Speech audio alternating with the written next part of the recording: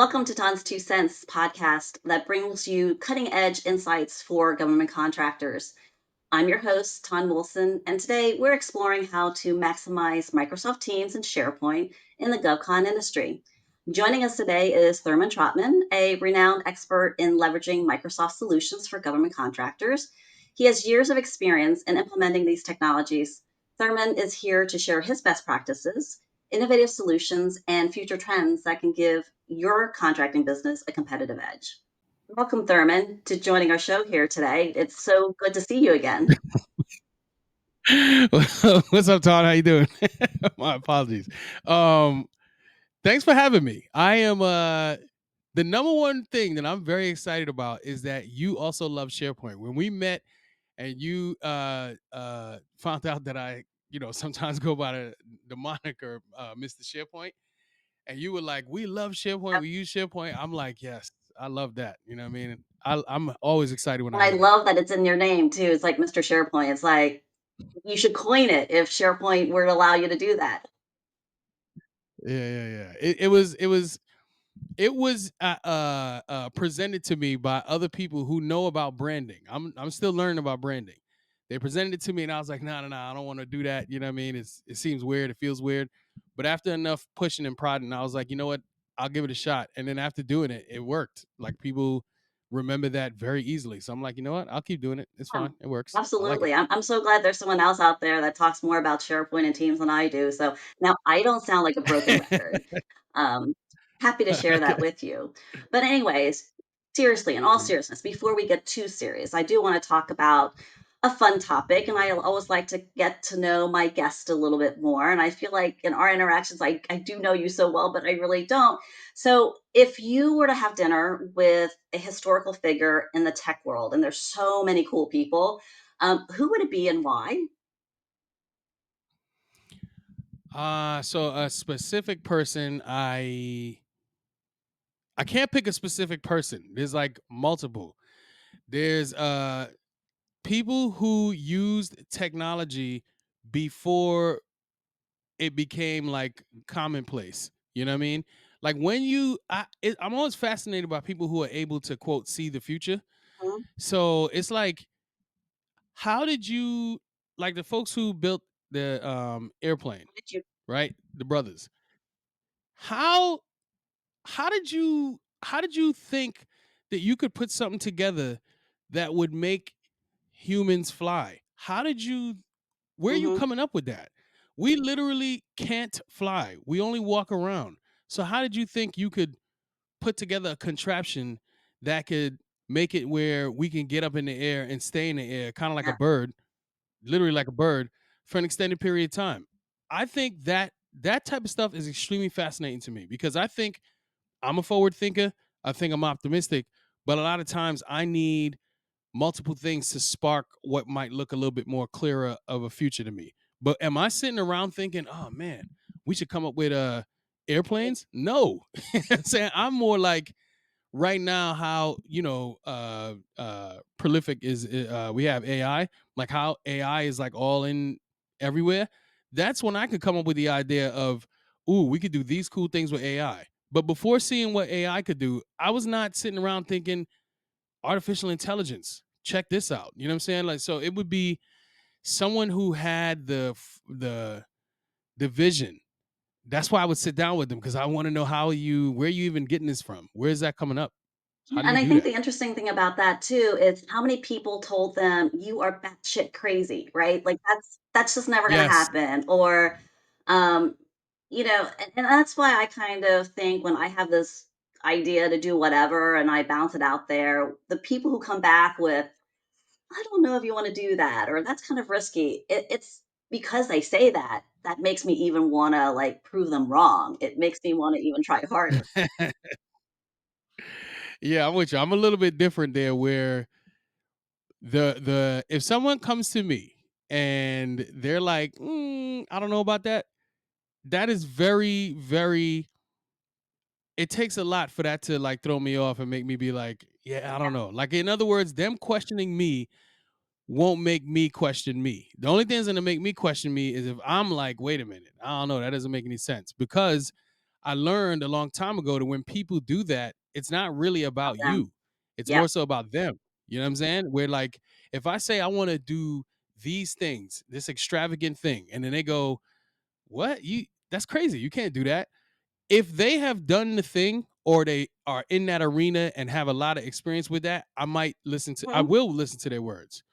But if they're just an outsider of this world that I'm mhm. talking about, it'll go in one ear, out the other, and I'll be very respectful about that. I'll just be like, well, I mean, okay, cool. You know what I'm saying? I'm still gonna try it. My husband So calls my husband calls I don't know. those people non-entities, and so there's a lot of non-entities out there. So, yeah, keep doing what Mhm. you're doing. I think it's fantastic. I appreciate that. Absolutely. So let's just dive into it because again, this is a topic that you and I can talk about for hours. So we're going to try to restrain ourselves and Okay. stay within the time frame that we have. But like in our first Yeah, yeah. segment, we're going to talk about enhancing collaboration and communications, which I think is the whole reason why I think Teams and SharePoint have really stood the test of time and has really become the standard for what we consider effective quality collaboration and communication tools. But specifically, how have these two technologies and applications improved our ability to communicate and collaborate in the GovCon space? And do you have some examples of how these features might be used typically in the government contracting scenario? Yeah. So unfortunately, we had Yeah, COVID. And I say that unfortunately because obviously all of the negative things that came of it. But some other things happened because of that. And one of them was we were told to, we were on lockdown. And because we were on lockdown, it accelerated the use of things like Teams, which is which allows us to work virtually, basically. You know what I mean? And because of that, that gave a space, a virtual space for us who are working remote to be able to collaborate and use the same resources and chat with each other and just really interact in a way that before that the communication tool was email. So email is still a communication tool but not in real time the way Teams works.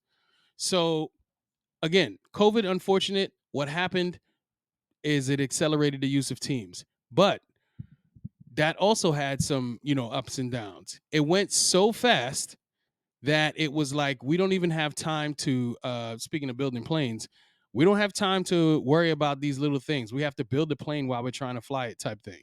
So implementing policy to me is a pretty big deal because I think Teams it has a lot of moving pieces, and one of the ways you can get in between the moving pieces and the end user is policies or education or training, that yeah, type of stuff. And it was so new. It was so new to the people using it, and it was so new to the people administrating it that it was a lot of. I'm gonna stay positive here, but it was a lot of challenges. There were a lot of challenges. You know what I'm saying? So the thing that Teams allows us to do is collaborate in a way that wasn't easily done before in the government space. For government civilians.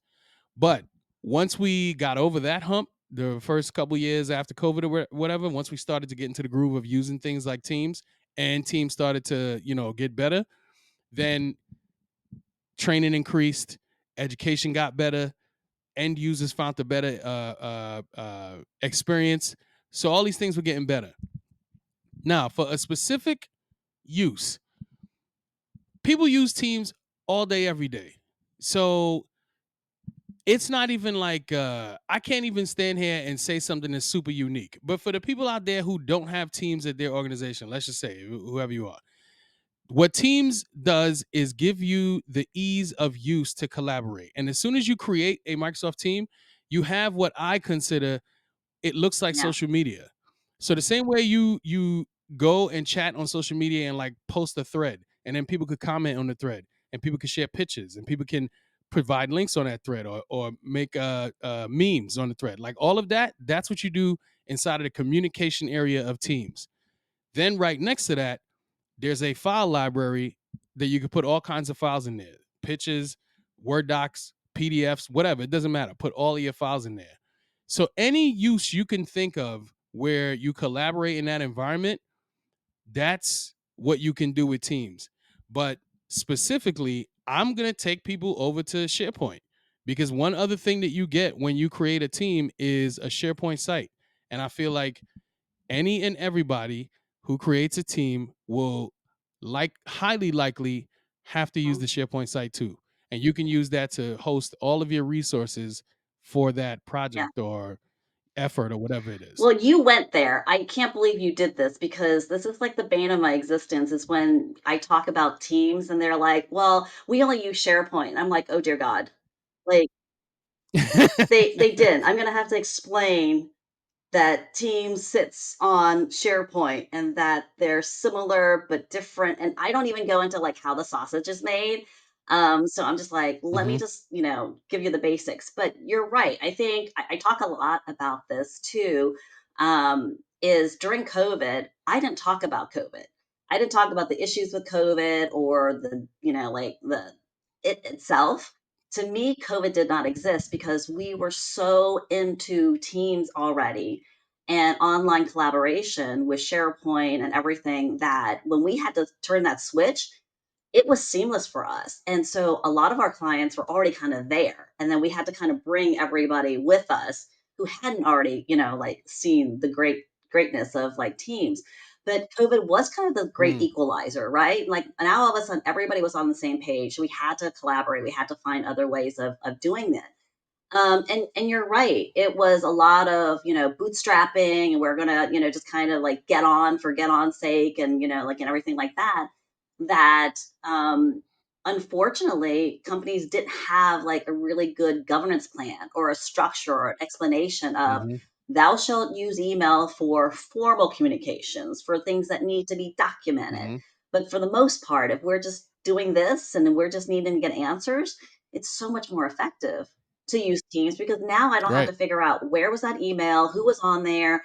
If I miss someone, someone can sit there and read it at their leisure, and things like that. Hmm. Whereas before, if you got left off on an email, well, that's SOL for you, right? It's like it would take you Right. probably like days to figure out that you were left off on the email. Which, yeah, Yeah. the Yeah. pace is so much faster now, which I love. Which is the way that we live Yeah. our lives. I guarantee all of the people that were introduced to Teams while at work, 98% of them, I'm sure, use social media, probably Facebook. And that's literally the way Facebook works. You make a post, add some pictures if you feel like, or some links or whatever, and people will comment on your post. This is a very normal way Yeah. that people use technology to communicate in Yeah. their real It's a lives. really good So, analogy. It's like Teams and SharePoint is kind of like Facebook and LinkedIn, right? So we share pictures, we sell comments, we sell like, yeah, it's yeah, just now for adults and for work. So right, right, exactly. great. That's a really great foundation. I always like to make sure that we, get on a even page on that before we kind of go into the real meat of our discussion, which is our second segment here. I'm going to go there. I love to throw out controversial topics. I like to throw out a little, like what do you think about this? And even though we are 100% Microsoft shop here at Entellect, I want to talk about integrating like other tools like Slack, ClickUp, and do I even say Hmm. the word Zoom? Because uh, it doesn't work in my world. And then I didn't even like Google Hmm. Meets, and it seems like every day Hmm. there's something, right? There's not a lack of collaboration tools out there, and different platforms and whatnot. So, in your opinion, like how can these platforms work alongside Teams and SharePoint? Do they? Do they work and integrate really well? Do you recommend it? Like, what are some specific benefits to this integration? Well, I recommend that if you pay for the Microsoft 365 suite, then you Yeah, should use the tools in there. That's my first level agreed. of what I would You're say. already You know what I'm paying for saying? it. You are paying for, yes, you're paying for a suite of tools, not one tool. You're Mhm. paying for a suite of tools that have power. and flexibility for you to do so many things. One of those tools is called Microsoft Teams. One. Now, the Teams comparison obviously is Slack, right? And Slack is, again, a bunch of the things that Teams does. Slack does the same thing. However, Slack is obviously not a Microsoft product, and Slack lives outside of the Microsoft environment. If you are paying for Slack and you're like, well, wait a minute, all of our other stuff is Microsoft. Why are we not using Teams? Then I would encourage you to possibly look at making that transition. I understand realistic. We already love Slack. We use it all the time. It's not that big of an expense. The team loves it. I don't want to disrupt it. Fine, don't. I'm not going to, I'm not going to press you on that. However, if there are people complaining, if you're like, man, I know we could do better, if saving some money, if you look at it in the long run, is important to you, if these things are important to you, I would seriously consider looking at moving from Slack to Teams, period, because you're Yeah. already paying for it. Then you have something like ClickUp. So ClickUp is, like a project management tool where it's set up for you to go in Asana, there and Trello, it's like all those. Yeah. right, all of those. You could set up shop and go use them. Now, you got a couple options inside of Microsoft where you can use something like SharePoint where you get to customize it. If you want to customize the way you manage your tasks and how the approval works and all that other stuff, you have SharePoint. You could do that. If you want to go another level higher, there's Mhm. Planner, which it looks like Trello. So you can use Planner. There's some, a whole bunch of features in there. One thing I still, to this day, do not understand why Microsoft will not address is that if you're using Planner and someone deletes one of these cards, you got about 2 seconds to save that card. Otherwise, it's gone Mm. forever. Like there's no recovery inside of a Yeah, recycle you're bin or right. whatever. Something to think about. Very, very annoying, very confusing, but something to think about if you're going to use Planner. Now, if you want to throw in an extra feature here and pay a premium, you can use Microsoft Project. Microsoft Project is a tool literally that's been around for so long that it's the Microsoft tool when it comes to managing projects. The reason I would tell you to do that is because it's already inside of the Microsoft ecosystem and you can pay for it and use it. And I don't think it's that much of a I premium just don't. actually. But let me not say I don't know what, Yeah. your business I just don't expenses ever are. Let me not say understand that. that because you're right. Depending upon what enterprise license you have, if you've got an E1 for your normal users or, like whatever, is it comes with a standard suite. But I just don't understand why they don't just add project to like everything else. Yeah. If you're going to give me Excel and you're going to give me, PowerPoint, why not add Planner? Because that would solve a lot of the problems. And you're right, Planner can be very unforgiving sometimes, but it's so flexible. I just introduced it to my Yeah. husband and I've been using it for like, oh my God, like 5, 8 years or whatever, for as long as it's been out. And he goes, oh my God, this is like the best thing since sliced bread. And he's like, he's a Visio person and like a Microsoft project person. And I was like, Mm. see, it's already there. Just use what's in the toolbox. Yeah. Yeah, you have these things available to you. There's so Slack, ClickUp, and then okay, let's get on this Zoom thing, right? So totally get why people have been using and recommending Zoom. I get it. But again, you pay for Microsoft, which has Teams, which has the ability for you to do literally the same thing you do with Zoom. Unless there's features in Teams that you're like, I don't like this because Zoom lets me do this, Teams doesn't let me do this.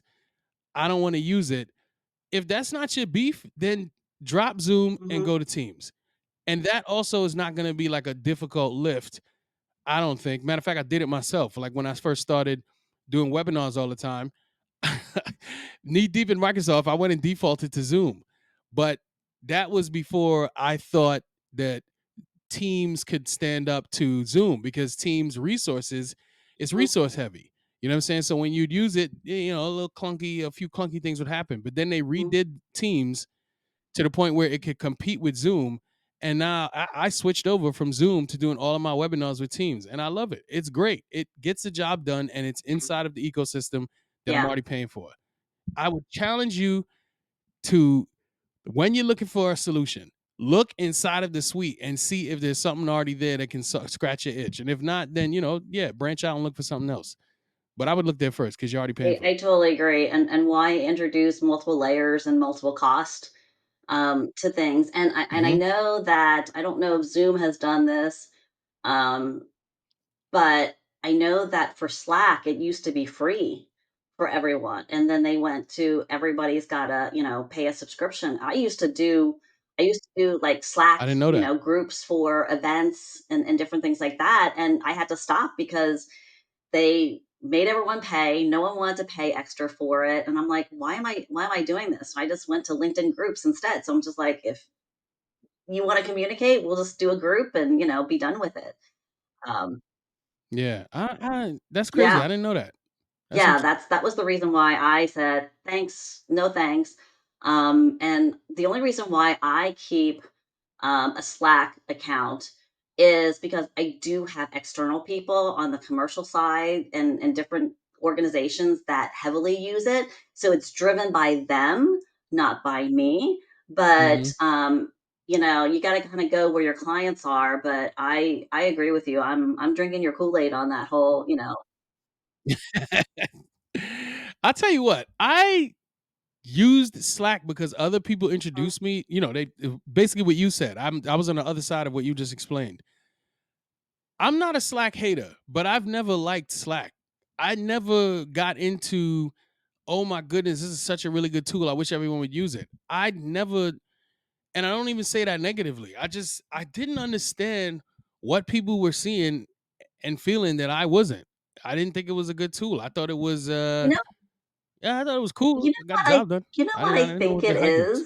is I think a lot of certain industries, especially the creative industry, there's a lot Hmm. more. There's emojis. There's like all of these like slick kind of Snapchatty type of like features to it that I don't Hmm. think that Teams is better. Teams has filters. Teams has like a snap filter now, and there's a lot of different things. If you go into, I had a sloth here the other day on the Snapchat filter for a Teams meeting, and everyone's like, "Oh my God, where'd that come from?"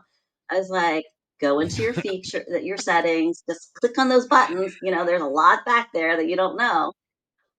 But Yeah. I think it's Yeah. that. Yeah. I think it's that. I think it maybe is a generational thing. I don't know. It's like I don't know this glass generation that's kind of coming up. It's sleeker, it's Mm. sexier, I don't know. I've become the I guess Teams is, your mom and your dad's, technology or something. Yeah. It's all good. I just not I tried to, see why it was I cool, but I just, I'm right there with you. So, I didn't get okay, it. well, we can literally sit here and bash Zoom and Slack like all day, but we're gonna gonna move on. No, I don't wanna bash. I don't wanna So bash. I think this is actually a really good segue into like our next segment, which is like customization and integration, because we talked a little bit about integration. We kind of touched a little bit about different customizations. But government contractors sometimes have unique needs. And like, I think, security being one of them, roles based Mhm. type of access is another. So, how customizable are Teams and SharePoint for these specific needs? And can you give me like, some examples of like custom solutions that you've implemented or have seen be successful? Yeah, so that's one of the biggest things is Yeah. security. You know what I mean? It's the security that comes with Microsoft, and then the ability for you to customize that security is also another thing. It's pretty cool. Like if you have to, here's an example. Like if you have to build a site, let's say, well, or I'm gonna take you through the steps. You create a Microsoft team.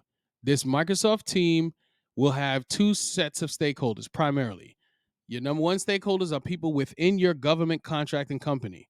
Mhm. That's the primary folks. And then second to that are the actual government folks that those contractors in your company are working with. So they're the two primary stakeholders of this effort, if you will. You create a Microsoft team, you invite everybody to the team. The folks on the inside of your government contracting company might need access to various things that you don't necessarily want Government. your government counterparts accessing.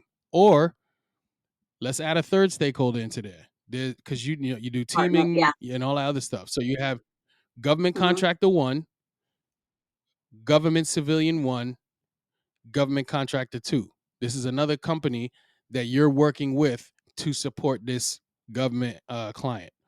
You create the Microsoft team. Everybody's in there using all the resources. You then use the connecting SharePoint site that we talked about earlier, and you put this together and you provide a bunch of resources there and a bunch of things that all the stakeholders can use. However, on the same site, you restrict access to external things to that site. So let's say on the site you need all the information for the project that you're working on, but there is a financial piece, and there's 2 or 3 financial employees on government contractor one that are using this site.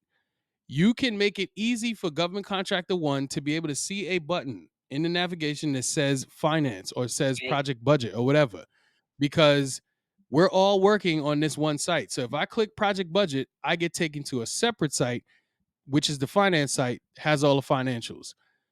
Only me and the other person who's from finance on government contractor one, we can see that link. Nobody else can see that link on this team. So we can restrict access to that link where only finance can see it and So you're go to talking the other about site setting and up they can't find it. like a private channel within that team site then. So like it's Oh, I mean, you could do it that way, yes, but I oh, wasn't even talking about that. I mean, like if you go to make a SharePoint site, and this SharePoint site has the risk register, it has the action log, it has the okay. once the project is done, you put the lessons learned.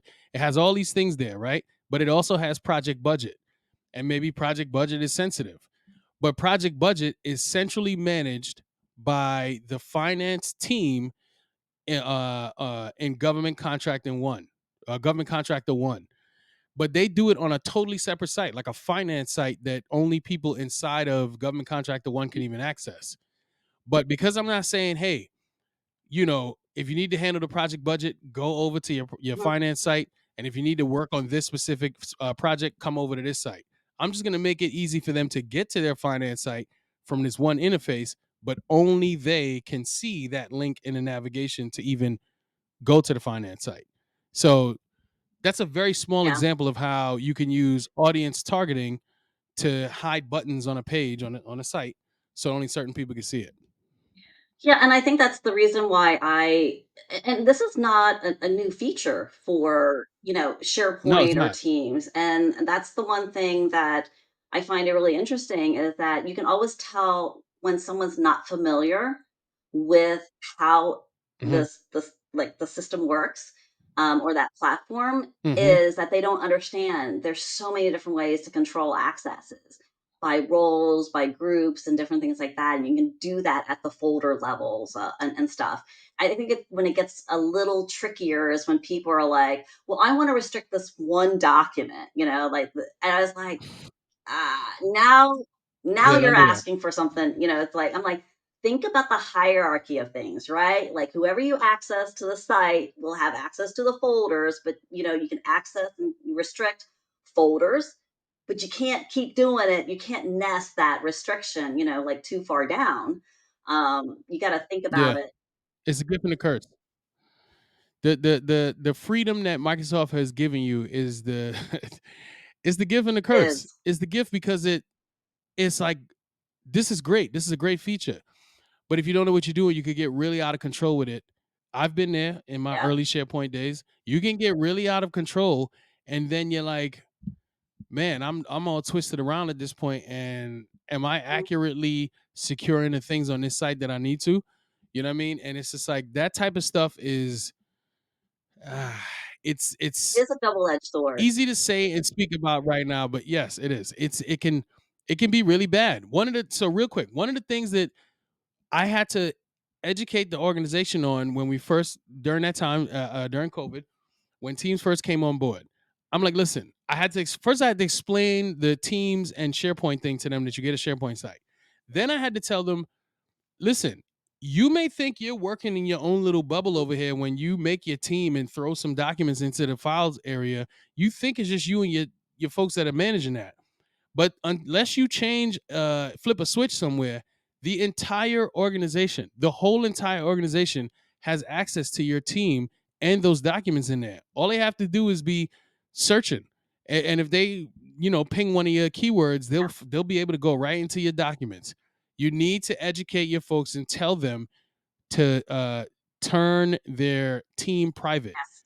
If they don't care about other people seeing the document inside of the organization, 2 thumbs up. If they do, whether they do or they don't, they need to know that everybody can see your stuff if you create this team and make it public. It's not just I think you and the people in the team; it's the And I whole think entire Microsoft has organization. done a really good job to the point where it actually confuses me sometimes when I set up, like have templates and different things like that to launch and create new team sites. Because at Intellect, we actually create and host company sites for our clients. And so we create it, Nice. and it's like one of those things where let us take the administrative issues and challenges off of your hands because we do it all the time.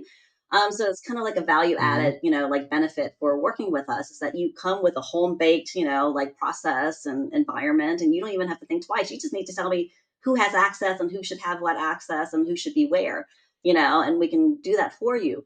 But I Oh, remembered, nice. was it like maybe a year ago? They changed the way that if you hit a new team site, it asked you like, do you want it to have it be like open or private or like I forget the words for it, Hmm. but it was like everybody in your Hmm. organization could like search and like join it, or like you could restrict it to only people who are invited. And so we restrict everything, even people within my own organization. um, we restrict all of our team sites. You have to personally be invited to this client site for you to participate, just because that's a good way for us to kind of firewall our consultants, so that if you're working on a same bit as another consultant for a different customer, now you can't accidentally pull up, query, search, or have access to something that you shouldn't, like do. So that's Mm. really good. But you're right. Like I have had to control clients sometime and be like, they want to restrict everybody. And I'm just like, you are becoming an administrative nightmare because like the more you restrict, the more I have to go back and make sure I give permissions then. Like to other Hmm. people. So private channels sometimes are the bane of my existence. It's all Yeah. good. It's all good. Again, double-edged sword, bittersweet, gift and a curse, whatever term you want to use. That's just what Yeah, we're dealing with. exactly. Thanks again, So Tom. I don't know. You and I are kind of like on the same page because now it like my next segment that I wanted to talk about was like challenges and solutions because I feel like with like this great power, you've got, like so much at your fingertips. It has some of its like challenges. But I think Microsoft has done a really good Hmm. job at trying to anticipate, solve, and even try to stay ahead of, some of these integration and collaboration challenges. But what are some of the common, besides permissions and privacies and things like that, are some common challenges that government contractors face when they try to implement, and like how do they overcome them, and like do you have tricks for like doing that, because sometimes it's hard to just get started to try to implement something that an organization may not be familiar with or not know, or maybe they think they know and now you got to retrain people. So um Yeah, I'm yeah, with you. no one's ever on the same page. Uh, so here, all right. Let me give an example. If so, I'm a dad. I got 3 kids. I'm a husband. I have a wife and 3 kids, and along with my wife, we run our family. Now, let's just take another identical family: husband, wife, 3 kids. Um, and my kids, let's just say my kids don't like me. They find me annoying, and they only kind of half like my wife. But then this other family, they love dad. Um, they love mom. They have a great time. It's just it's a Stepford, nice it's household to like the be in. It's Stepford pleasant. family. I don't know the Stepford family. I've heard that before, but It's a I term don't know that the you use Stepford for family. someone But who's like uber perfect. Like everything seems to be perfect and rosy and like yeah, to the point oh where it's oh a little deceivingly like something is wickedly wrong somewhere. okay, okay. All right. Well, then don't compare it to Stepford, because the family that's happy, that's a Genuinely realistic happy. thing. I'm Okay. saying that they're just yeah, they have a that's real. You know what I'm saying? They love dad, they love mom, they get along. It's a pleasant family. And over here, they don't really like me that much, and they only half like mom. And I am really good at technology, like really, really, really good. And the dad in that other family is, kind of good. He dips his toe in it. He's, pretty. He's resourceful. He can make it happen. And so is the mom. If I needed to implement something at one of these families, and like let's say I'm a third party, and I'm like, I got this really cool tool, and I think if I introduce it to the right family, it'll be used. I'll get paid pretty good. It's gonna work. I can see the effects of it really being beneficial. I'm going to be able to do that at the family that enjoys Yeah. each other. They seem like a good team. And when it comes time for mom and dad to come and implement something, they have the ability to communicate and sit the kids down and say, hey, listen, so here's what's going on. We're about to get this new thing. We're going to use it. They're going to be like, oh, well, that's pretty cool. How can we use it? All this other stuff. That's how it happens over there. I come in this other family, even though really good at technology, and I go, all right, check this out. We're introducing this new thing. And the kids are like, oh my God. And the wife is like, yeah, right. You know what I'm saying? And everybody's like, it's not going to work. Saying like, whatever, your idea is stupid. That to me is what I need people to understand when it comes to technology. The technology is the absolute last thing you need to worry about. That we will figure out. Yeah. It's not a problem. It's your It's people organization. and Yeah. your processes. That is what is important. You know what I mean? So if you are talking about challenges, every time I'm going to say the challenges are people, not the technology. We will figure out the technology. It's going to be fine. Even if it's broke, we'll figure it out. But people way more important, because even when you get your technology perfect, if you bring it to a bad team, it doesn't matter. They're a bad team whether they have great technology or not. They're just a bad team.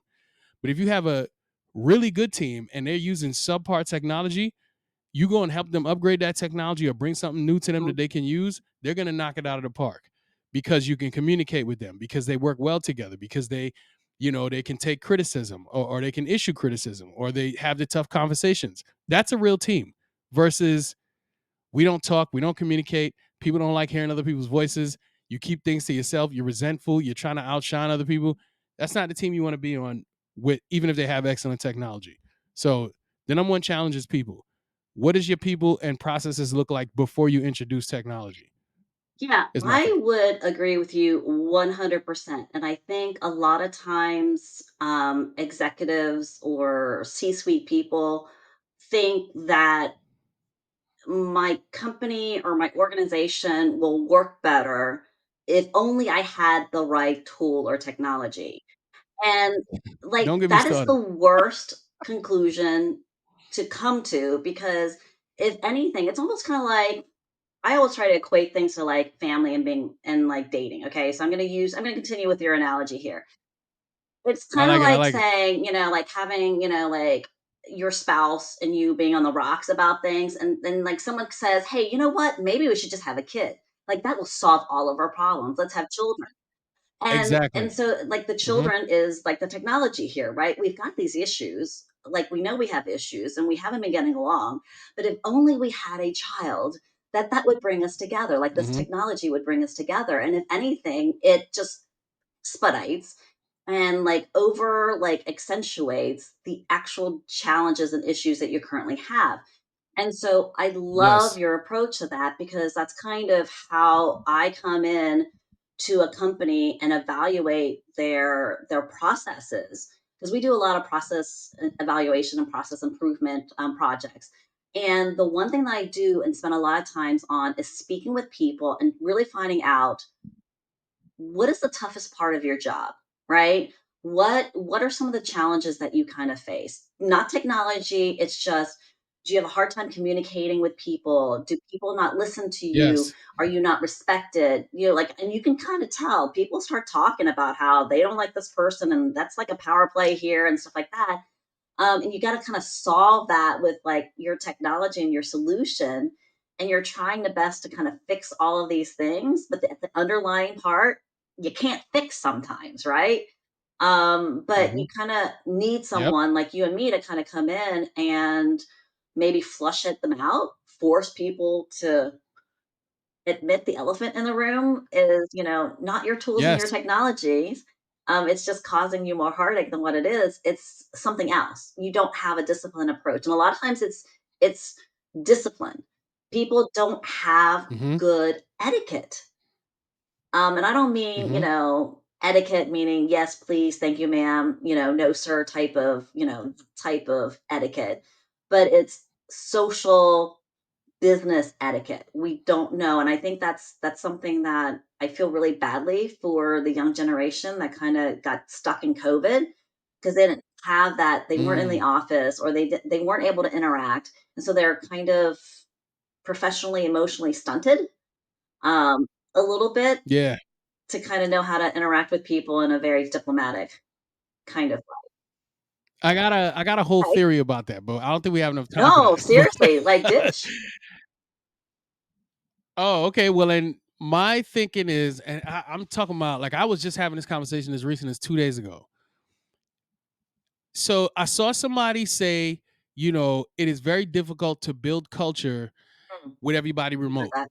right? And I'm like, man, I feel that because I'm an in person guy. Like I love being in person, even though I love virtual too. I love seeing people, reaching Energy out of and touching it. them. You know what I'm saying? Being able to talk to them. I love the yeah. I love to exchange energy. Like that's my thing. I'm all in on that, right? So hearing that, I get it. It resonates with me, and I'm like, as I build my company, one day I'll have employees. That's something I'll have to navigate when I get there. However, the way I feel the younger generation thinks is not hey, is it remote or not remote? I feel like that's our discussion because we know what it's They like don't know to anything. Yeah. be in person and know the value of that. I think younger generation is not thinking, hey, remote or not remote. They're thinking, move your entire fake culture out of my face. I don't care about your work culture or these weird rules that you've created for us to be in person about, or how you told me I need to professionally dress, or all of that. They don't care about none of that. They grow up in a digital world where they have different things that they're weighing. They're not weighing in person or not. They're weighing, do I even care about this company or not? And if I don't, I'm Yeah. going over here because you're not going to be able to pay me enough or trick me enough into thinking that I need to support your stupid company. I think that's what kids think. You know what I'm saying? Is our way of thinking applies to a certain kind of world that we exist in, but we didn't grow up in. They grow up in a totally different world. I'm pretty sure you have friends who have kids who are probably under 5 that know how to use a tablet. That's the world that they live in. We didn't grow up in that world. That's a totally different world. So virtual might be primary to them where in person is secondary. So like you'll meet someone virtually way before you meet them personally in person, where for us Mhm. it was totally different. So that's Yeah. what I think the kids Well, are with I our am whole I company. am raising a glass. They call them the glass generation, right? Like these kids. I heard you say that, yeah. I never heard And that, but I like it. I was like, glass generation. It's like because there's never been a point in their life when they weren't in front of or in the presence of something behind a glass. Phone, tablets, TV, whatever it Yeah. is. And I'm like, yeah, that Yep. really is. And so, I have a stepdaughter who I raised when she was 6. She's 24 now, and my Mhm. son is 14. They live in two very different generations, and she That's graduated crazy. right after COVID, her, like, and things like that. So she kind of missed it a little bit. She was in college at that time. It's a little different because she was already in college and, different. She had certain milestones that she was able to enjoy. And she was kind of like that last class that really kind of enjoyed the traditional things that you and I kind of Mhm. enjoy. But you're right. It's like they don't know that they miss it because it's never, never really been a part of it. And They yeah, have no idea. They have entire music collections that sit inside of their pocket, where we knew of a time where you could either get a tape get a tape and stick it inside of a tape mhm, deck, or get a record and put it on a record player, or get a CD, put it inside a CD player. All of those are out of the window. They can fit all of those inside of their pocket. I don't know I mean, I know what that life is now, but to only know that and not know what we were doing before, their brain is wired differently. They see the world yeah, differently than no, we do. and you're right. And the thing too is we need to get over our own internal biases that we have, because we're projecting. And so there's a lot of things that we're projecting on Yeah. this generation that, right or wrong, it's you can't do that, right? You can't expect them to go through the same, challenges, or to have appreciation for it, because they're going to have their own struggles. They're going to have Mhm. their own, challenges, and Exactly. stuff. So I'm sorry. Has your parent one of your parents ever told you, "Stop sitting so to close the to, TV, the screen because you're gonna mess up your eyesight"? yes, Uh, okay, I saw my son playing his video games, sitting super close to the TV, and I'm like, "Bro, you have to back up from the TV. Why are you so close? You're gonna mess up your eyes." Until one day, I came down the steps, I saw him, and I just said, "Forget it. I'm not saying it again." He was sitting close. Sat in my office with the screen right here on my face, and I was like, "Wait a hypocrite. minute." Yeah, right. Um, It's like I'm sitting here every day putting in hours with this screen right in front of me. You know what I'm saying? So what am I talking about? no, We're all doing it. So I was just exactly. like, yeah, No, that's but crazy. there is a thing, because my son wears glasses too, and so he's got one eye. There's Mm-hmm. always one eye that's kind of stronger and weaker, like than the other. And the eye doctor said something to him. He goes, "Do you lay this way and look at your phone?" You know, and he goes, "I Really? do." He goes, "I can tell because of, like, the strength and the way that your one eye favors." And Mm. so there is this thing where we tend to lay and kinda, like, do that. Mm-hmm. So there is some, like, Mm. physical things that we should probably be, challenged with, but anyways. Mm-hmm. Okay, that's official. So the hot goss today is that you're a hypocrite. You stand in front of your TV. Okay, Facts. call you out. So, but anyways, let's kind of wrap up our segment here today with the last segment, which I always like to talk about, which is like future trends and recommendations. Like, let's be that innovator. So, looking ahead, where do you see and what trends do you think that SharePoint and Teams, for government contractors is going to go into? Like, what's in our future? What's in the eight ball? Well, hot topic right now is AI. So my answer here comes from AI plus SharePoint. So AI for Microsoft is Copilot. So Copilot intermingled with SharePoint. That's the thing, right? And just recently, I saw a new feature where there are Copilot agents that come along with each of your libraries. I'm like, wow, this is crazy because I saw Mhm. somebody use it and I'm like, this is what's up. But beyond that, if we're talking about the future, I see SharePoint and AI looking like this. I say, I just met a new client. I need to, stand up a project site about for them, and I go, hey, listen, I just met a new client. They're in this industry, and here's what I want to do for them. Go ahead and cook me up a site. I'd like to say that or type that. All of the things that need to happen in the Does it for background. you? Now that's me using SharePoint. It does it all for me. Oh, Everything. It knows because of me using hmm, SharePoint regularly, it knows what I want. And I'm like, yeah, make a list of stakeholders, make a risk register. I think I might need one for this site, and then also do this. And it does it all, right? Just cooks it up. Then that's me being a SharePoint user. I know what is at my fingertips. Someone who isn't, like an admin, hey, I I was online and I saw somebody say that I could do these things with SharePoint. I can you do this for me? I'm getting ready to create a roster. My supervisor just asked me to make a roster of people so that we could be prepared in the case of an emergency. Can you help me with this? Of course I can. Answer some questions, and you say go, and then it goes and makes you a SharePoint list with all of the features that you need, and then gives you what do you call that, like a demo of how to use it. pretty And powerful. I think that's where we're going. Yeah, I think so too. We need to be there yesterday because Yeah. I think that will help me in my position, which is to educate. That will help me a lot because it makes it easy for an end user. And that's who I talk to is end users. Yeah. So I have a really good friend, Dr. Lisa Palmer. She has a PhD in AI before that was even cool.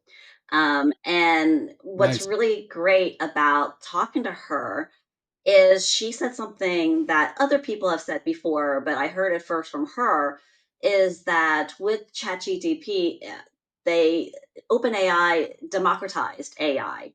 AI is not new. Yep. It's been embedded in Netflix and Alexa through Amazon and our cars and our phones for years, right? Like even back in the Yep. 1950s, it was, like there. But now all of a sudden it's Hmm. available at everyone's fingertips, right? It doesn't discriminate. Everybody has access to it. It's free, and whatnot. And so, there's a lot of arguments right now, especially in schools, secondary schools, and teachers and things like that about how it's going to make people stupid or, like whatever. And I'm like, I don't agree with that. I'm like, if anything, it Me really either. encourages and is going to separate people who can critically think because you would prompt Mm. it and ask it differently because you're more experienced and you've got, like more knowledge than someone who's new. But what's really nice about someone who's new or more junior, they can ask them those same questions and or maybe in a different way and get the same assistance. Whereas before, I would have had to gone to like a SharePoint administrator, right? I would have had to have a SharePoint administrator on hand Hmm. to kind of do this or do that or like whatever. I'm like, and how many small businesses can afford to kind of do that, right?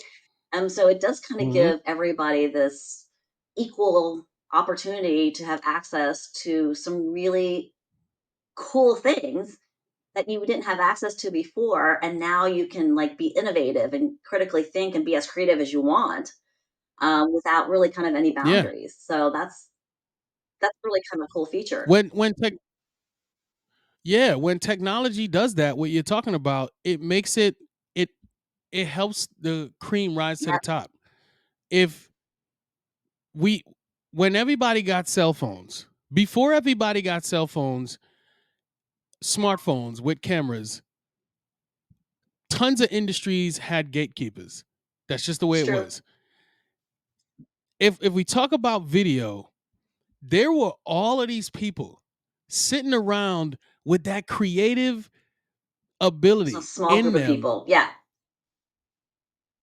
unable to express it in on a hmm, mass scale. Now you've leveled the playing field by making it so that you could shoot a whole entire mini movie if you felt like on your phone. So the creative person, they were going to do it anyway. You just made it easier for them to do it, faster for them to do it, more efficient for them to do it, and gave them a way to distribute it so they could even make some money off of it. So it levels the playing field where like you might think you're great because maybe you have a little bit of skills, but you have these other skills that you have tons of resources. So maybe your mediocre movie could get mass distribution and you get paid well, but people call your movie trash because they're just like, yo, this movie sucks. Where somebody else with they don't have access to your resources, but they do have resources. They can shoot an entire movie on their phone. They can call up their buddies who hmm, they know are super passionate actors. They're ready to make this happen. They can write a really good story, and then they can publish it and distribute it globally. And then a bunch of people will say this thing is great, and they'll make some money. They won't make the Avatar money, but they'll make pretty good money and they will get the accolades they deserve, and this will allow them to keep going. That is what smartphones with cameras did, and now AI is about to do the same thing, just super accelerated, like really, really accelerated. yeah, no, exactly. And I'm looking I'm forward to sorry. it. I'm looking forward to Yeah, it. I know. And being an early adopter for everything, I'm like just chomping at the bit just to kind of see what Samsung's going to release next because mama needs a new phone, It's like I got a Mm. new one, but I need a new one. All right. Yeah. Gotcha. So, as far as takeaways here today, God, I feel like we've talked about so many different things, but one of them being, Teams and Hmm. SharePoint, super powerful way to kind of collaborate with features that are evolving all the time for government contractors. And the first one, like, the main thing too is it's a secure environment, and it really does control accesses, which I think is super critical in the industry that we work in. And another one Mhm. is, just using the tools that you have and being very deliberate in how you integrate that with other types of tools, and really kind of addressing how does it fit within your organization, and does it really fit? Should you do that? So it's not, tool driven, it's organization driven as far as, what the best solution is for you, because there's no one, I don't think there's one right way to do that, or the one right solution.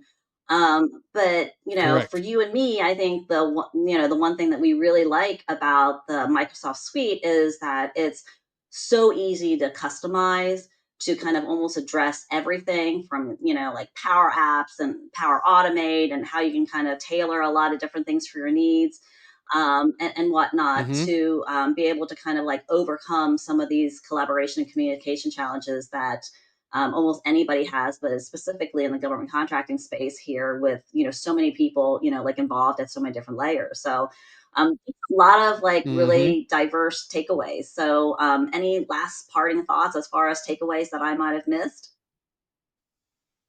No, no.